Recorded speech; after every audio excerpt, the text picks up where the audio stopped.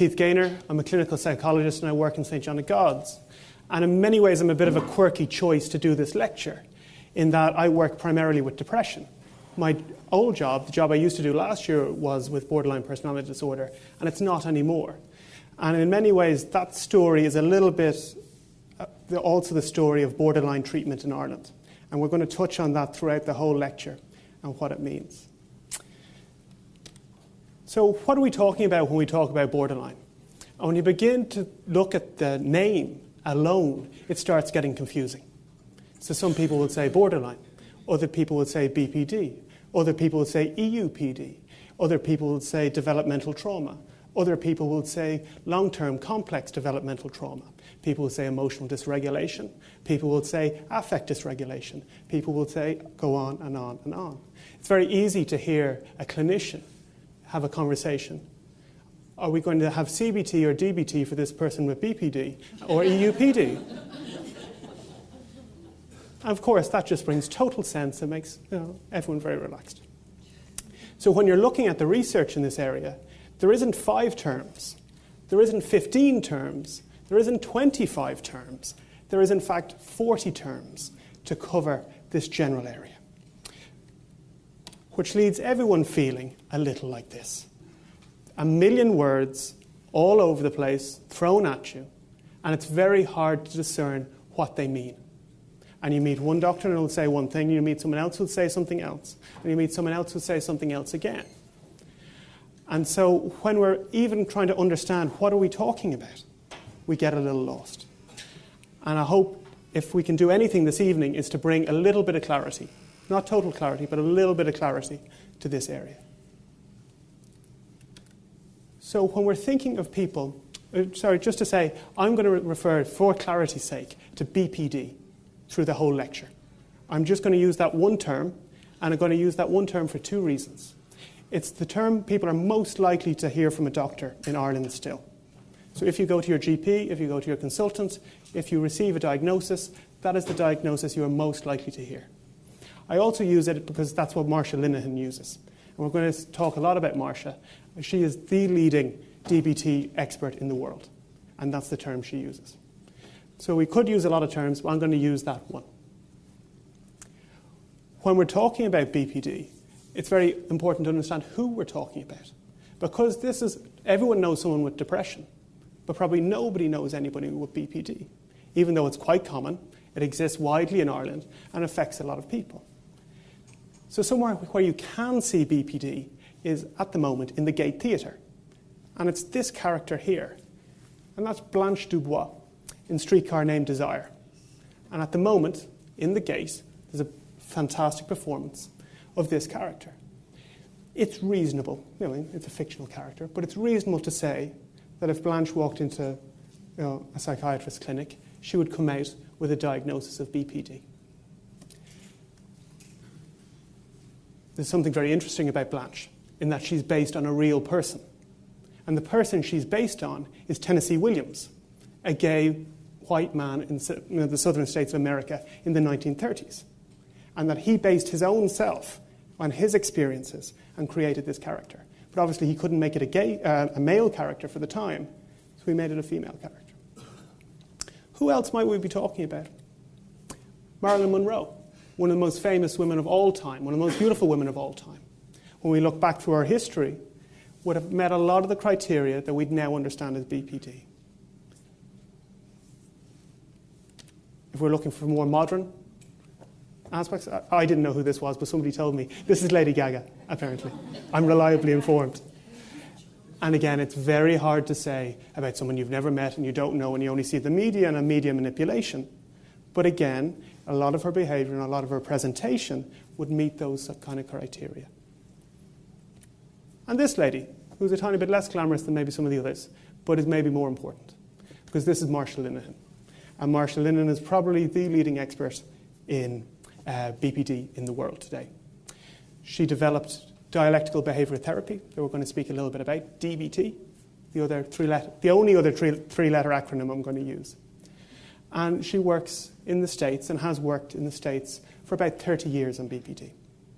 And about 2 years ago, Marcia came out and informed the world that she herself had borderline personality disorder. And so she has all the randomized control trials, she has all the evidence, she has all the efficacy-based studies, but the first person she tested everything on was herself. And did it work for her? So a lot of the tone of this lecture, a lot of the point of this lecture is to try and differentiate BPD from depression. Obviously, everyone knows what depression is. We all know someone with depression. We've experienced periods of depression, perhaps. And yet BPD is this thing that's sort of silent, that sort of isn't talked about, that only happens over there to other people that we don't really know. And so when we're thinking about what BPD is, we're thinking a pervasive disorder of emotional regulation. So something long-term that affects how we regulate our emotional system. So for people with BPD, it encompasses all emotions, not just one or two. It feels overwhelming, and it's associated with a wide variety of behaviors. And generally, when we're looking at depression, we're seeing something that stops and starts. It's relapsing and remitting. People have long periods of depression, and then have long periods of wellness, and then long periods of depression again. It's generally associated with low mood as the primary emotion that's associated with. And it's associated with a reduction in behavior. People do less. They struggle to get out of bed. They struggle to engage in their everyday activities.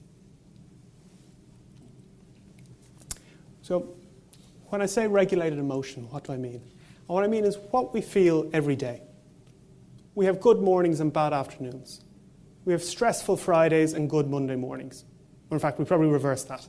We have good Fridays and stressful Monday mornings. We have ups and downs, and we experience that all the time. We have a very stressful afternoon, we have a cup of coffee and a bar of chocolate, and we get through it, and we get into the traffic, and we go home, and we get on to do another day. And so normal mood and normal emotion isn't a flat line. It's a series of ups and downs, and that's how we get along. And if we're thinking here that our very best day, the very best day we've ever had, we're probably at a 10, and the very worst day we've ever had is probably at a 0, most of the time we're moving along between 6 and 4. It's never too bad. It's sometimes good, but it never becomes too awful for us.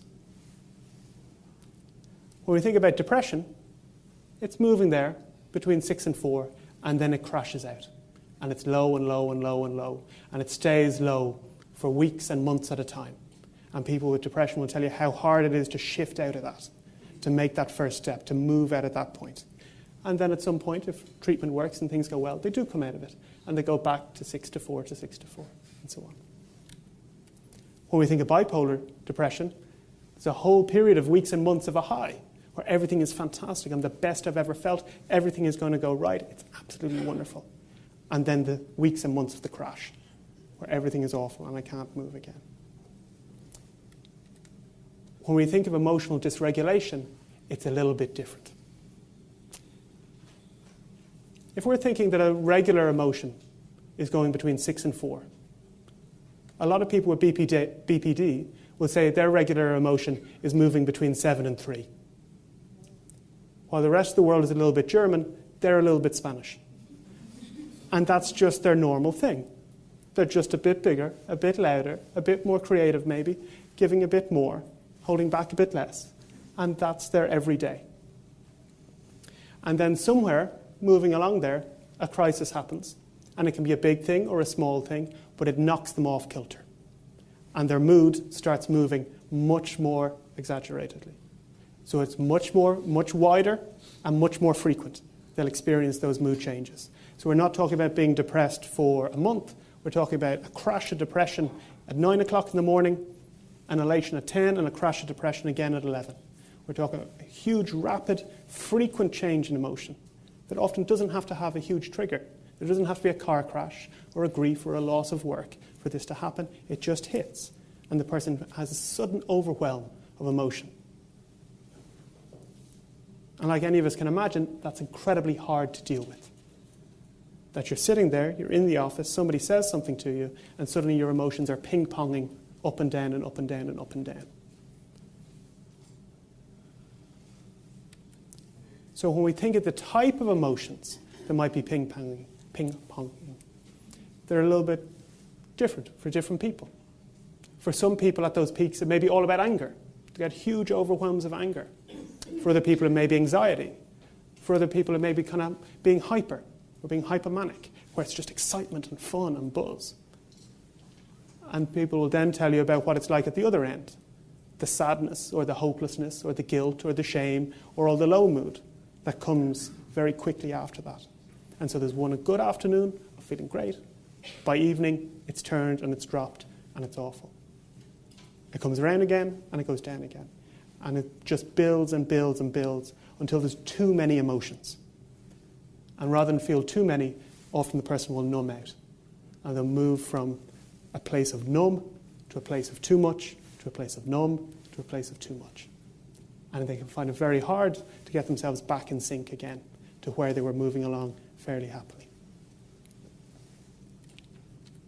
When we think of the behaviour that goes with this, because often BPD, the conversation with BPD starts with behaviour.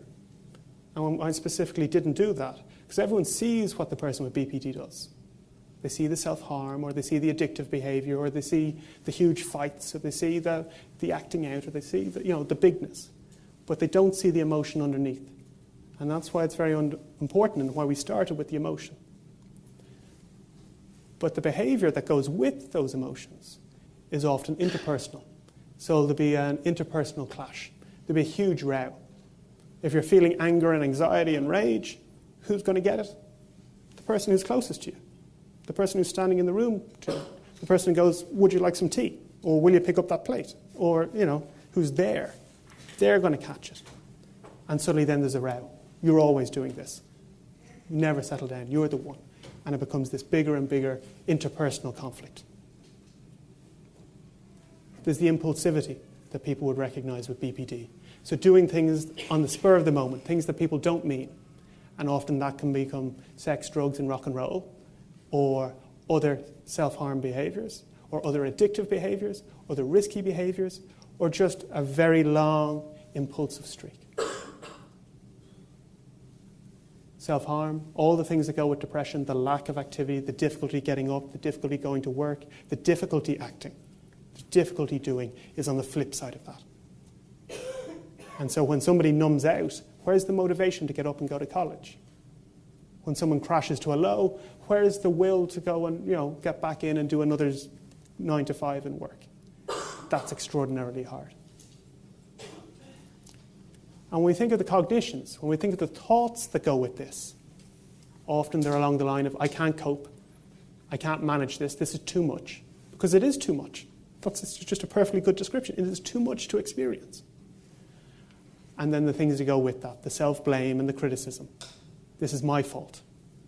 I'm doing this wrong. I should do this better. The self-hate and the self-hurt that go with that.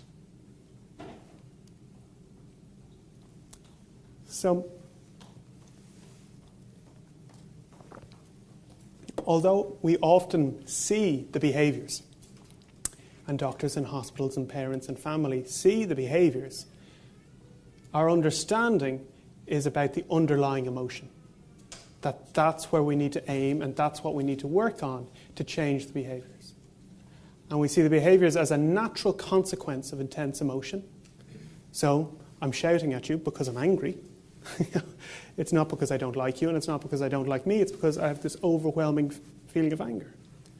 Or it's an attempt by the individual to regulate their emotion. And people often regulate, like the rest of the community, through not the most helpful ways. So most of Ireland regulates its emotion by pints on a Friday. They have a stressful week, they go for drinks. And so we see in BPD, we see addictive behaviours, we see self-harming behaviours, we see other addictive engagements, and they're there to try and control and reduce that emotion, that emotional overwhelm. And the thing is, those things work. 8 pints on a Friday works for that Friday. But it doesn't work on Saturday morning, and it doesn't work on Sunday morning, and it gets worse and worse and worse. And soon the addiction is the overwhelming problem. Equally, self-harm works for that moment. For that 5 minutes, it releases the tension. But it doesn't work 10 minutes later. It doesn't work 30 minutes later, and it doesn't work as a lifetime, as it becomes an addictive behaviour. frequent sexual engagement, having risky partners, having partners that you don't really like, being around people you don't really like, but keeping them there anyway. All of those behaviours are there to try and manage that sense of low mood or manage that overwhelm. So there's a good question as to why have we not been talking about BPD more? Why isn't this something that everyone is aware of? Because if you talk to somebody on the list, you're not, if you talk to somebody on the street, you're not going to know what BPD is. You go, well, I have BPD. They're not going to tell you. They know that and they understand that they've met somebody with it. And that's because it has varying emotions. So some people will be more depressed. Some people will be more anxious. Some people will be more hypomanic. Different people will have different behaviours. So one person may self-harm, another person may have an addiction, or another person may just struggle in relationships or completing college. So you can have two people with BPD who sit beside each other who don't have any two things in common, except for their overwhelming emotion. And one of the key things that affects professionals is that people have different presentations at different times. So you'll see somebody on a Friday and they'll be one way, and you'll see them on a Monday and they'll present in a completely different way. And so that becomes very hard to diagnose and to treat and all the other things that will go with it. So one of the questions we might ask is, why does it develop at all? Where does it come from? Why is it there? And this is the DBT understanding of it. Firstly, that some people, we all have emotional variation. Some of us are German, some of us are Spanish. You'll know people who don't smile on their wedding day, have half a glass of cocoa and go to bed at 10:30. And you'll know other people who are up till 4 in the morning, they're the last in the hotel bar and they have to be kicked out of the room. And that's just normal. We all know, when we look around our streets, that emotional variation is there. And so we know that some people have bigger expressions of emotion. And that's just there. And some kids, when they're this big, are noisier kids. There's colicky kids. There's kids who cry more. There's kids who are more placid. And that's just there. Well, when you combine that with traumatic experiences, difficult emotional experiences, and especially traumatic experiences in childhood, that can often lead to emotional dysregulation. There's no one path, no more than there's any one person with BPD, there's only one presentation of BPD. But in general, you'll find that there's someone who had long-term emotional sensitivity combined with a traumatic experience. And when that happened, emotions started to dysregulate and they became very difficult to manage. And all the other things that we know about BPD started to happen. So people have an inability to think clearly or flexibly. We see the impulsivity and deliberate self-harm. People start developing an unstable sense of self. Since they can be a different person on a Friday than they are on a Saturday, how does anyone have a core sense of self? Who am I? Am I this person? Am I that person? And it's very hard for the person themselves to know who they are. And it leads, of course, to tempestuous relationships. Because if you don't know who you are, how does your partner know? How does your boyfriend? How does your girlfriend? How does your boss? How do your parents? And it leads to huge tempestuous relationships. Because someone will see you on a Monday, and it's great and fantastic and wonderful, and they'll come back Monday evening, and it's not. And of course, that's going to lead to ructions. So, what are the effective treatments? There are 3 fairly well evidence-based treatments. They are all difficult to find. The one we're going to talk most about today and has the greatest level of evidence is DBT, which was developed by Marshall Linnen and first published in 1993. It combines weekly group skills, where people learn skills to manage their emotions, with weekly individual work, where people look at bringing those skills into their specific situations. So how do I bring that into college? How do I bring that into my marriage? How do I bring that into what I want to do?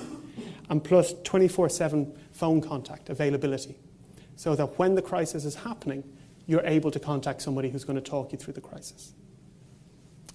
The schema therapy, developed by Jeff Young in New York, and that's primarily individual. And again, it also has 24-hour phone contact. and mentalisation, which was developed in London more recently, which is long-term inpatient, combined with individual therapy. Each of these has some common factors. The therapy lasts between 1, 2, and 3 years. Not one of them is shorter than 1 year. They're all structured.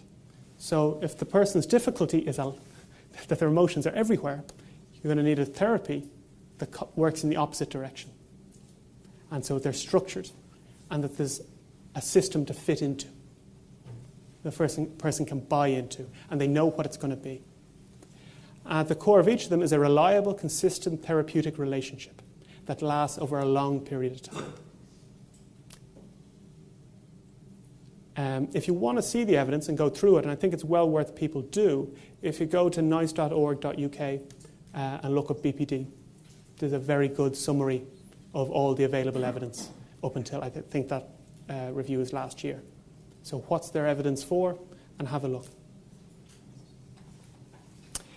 One of the things to say from a therapy point of view, from being a therapist, is DBT is done by a team. It's not done by an individual.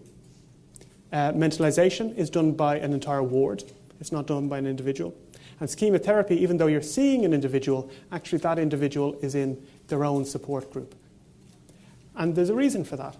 That as a therapist, if the person that you're seeing, their emotions are moving X and Y and Z, and you're seeing them in crisis after crisis after crisis, the therapist burnout is really common. And so unless you are working in a team with a team around you, you won't last as a BPD therapist. And so when services are being set up, you set up a team and not one person.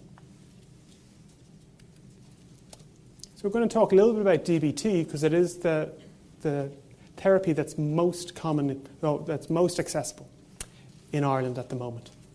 And there's 2 key bits to it, and that's group, which happens once a week for about a year. And these are where you learn skills, and it's simply a psychoeducation group. It's not a psychotherapy group. It's a group where you learn skills, and they're in 4 different sets. So mindfulness skills, interpersonal skills, distress tolerance. So how do I manage my distress when it becomes overwhelming? And long-term, how do I manage my mood? Emotional regulation skills.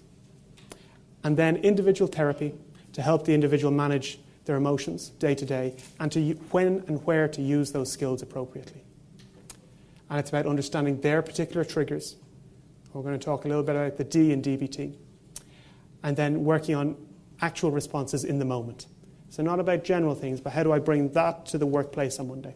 How do I bring that to my marriage? How do I bring that to the relationship with my parents? And that also goes on. In general, DBT will be 2 years long, of twice weekly.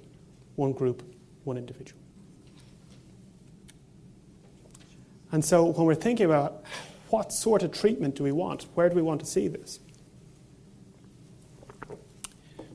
When the crisis happens and the emotional dysregulation starts, we want to put skills in there, there, there, and there. And that's not saying that people won't feel emotion, but we don't want it to reach the peaks that it has been reaching, and we don't want it to change as frequently as it has been changing.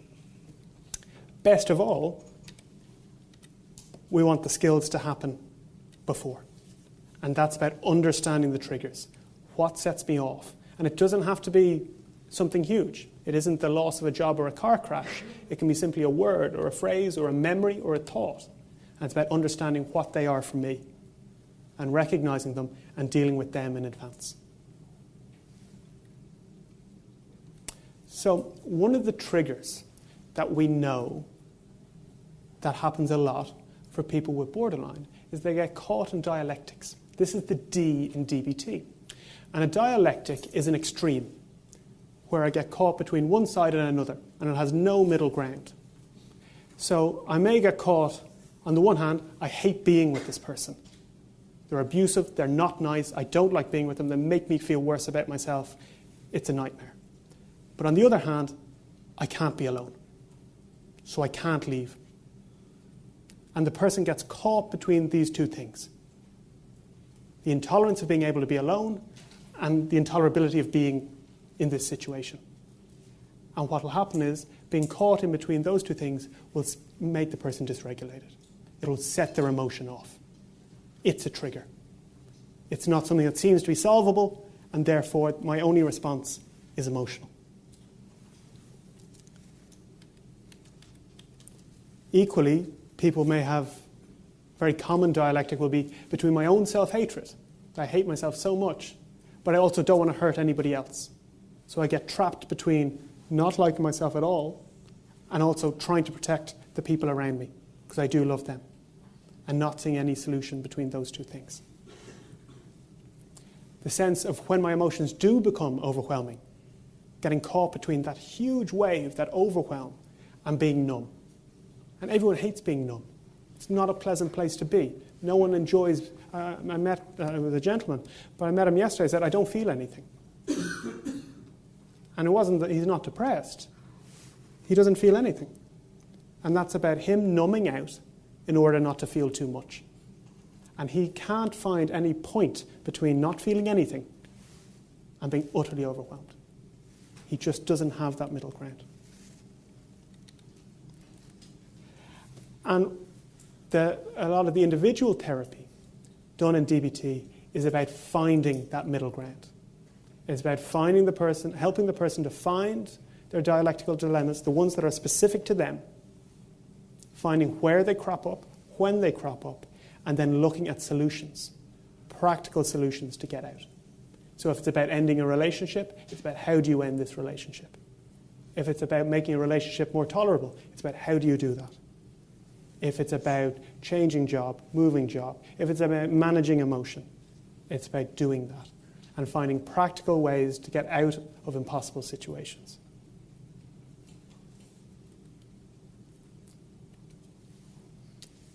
So, where is there DBT in Ireland?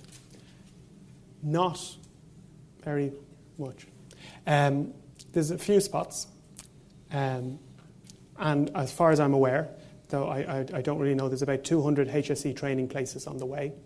But again, when and where and how that's going to be distributed and how people are going to access them and how the people are going to manage waiting lists and all the rest, I don't know. The long and the short of it is that there isn't very much.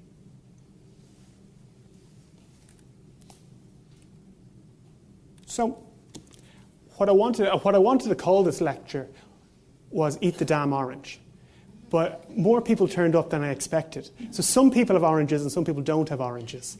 And some people ate their oranges because it's a very BPD crowd. I bought as many oranges as Tesco had. They're very nice. You were meant to hold on to them. A key part of DBT. The first person to bring mindfulness into psychology. Obviously, mindfulness is a 3,000-year-old Buddhist technique. The first person to bring it into psychology was Marshall Linehan. And mindfulness is an absolutely key part of DBT. And getting good at mindfulness is an absolutely key part of DBT. Because it is one of the ways to manage emotion. And it is one of the ways to manage that overwhelm. So there's been a huge interest in mindfulness. And it can be summed up what it is in one sentence. To pay attention non-judgmentally in the moment. That's all it is, and it will only take you the rest of your life to learn how to do that. And I've been doing it 10 years, and I love it, but I'm not particularly good at it. Nobody is. It's something that isn't particularly easy. But all we have to do is pay attention.